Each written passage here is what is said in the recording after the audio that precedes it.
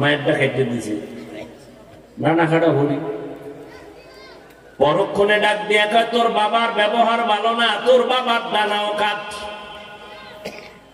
ওই আস্তা বোকা স্বামীটাই বলে এখন কি করবো? কয় গ্রাম সাইডা শহরে চল, ফ্ল্যাট বাড়ালো। মা বাবার রাইখা ফ্ল্যাট ভাড়া লইয়া বলে এবার তুই একদিকে কামাই করতে যা, আমি একটু পায়চারি করে আসি, বন্ধু বান্ধবের সাথে মোলাকাত করে আসি।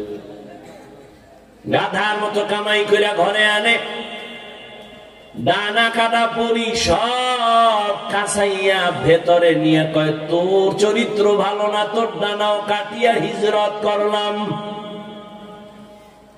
ডানা কাটা পরি কি ডানা জিন্দা রাখবো? তো কাটবেই। ওই বড় ভাই বলে এমন মেয়ে পাই না, বিয়া করব। ছোট ভাই খুঁজে একটা প্রস্তাব নিয়ে আসছে, অমুক এলাকার টাকাওয়ালা ব্যক্তির মেয়ে, রূপসী সুন্দরী, ডানা কাটা বড়ি।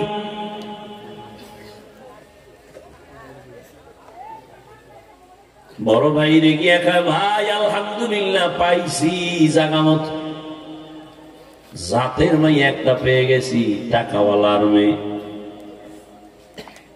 বড় ভাই ডাক দিয়া কয় গরিবের মাইয়া বিয়া করবো, তবুও ডানা কাটা পরি আমি বিবাহ করব না। কথা কি চাও খুইলে খাও। বড় ভাই কয় আমি এমন একটা মেয়েকে আমি আমার জীবনের আপন স্ত্রী বানাতে চাই, যে আমার ডান হাতটা ধইরা আমাকে জান্নাতের মধ্যে পৌঁছায় দিবে। তুমি কি নিয়ত করছো? বিয়েই তো কপালে নেই, নিয়ত করে লাভ। যেই পরিমাণ অন্যায় করো মোবাইলে, তো বিয়ে নাই। আর থাকলেও তো বউ পাবি না, জল্লাদ পাবি, জল্লাদ লিখে রাখিস। এক জল্লাদ জুতা দিয়ে বাইরে সাইডটা ঝাল মিটাই দিবে, টের ভাবি কত ধানে কত চাও। আল্লাহ আমার কলিজার প্রত্যেকটা যুবককে হেদায়েতের দৌলত দান করে।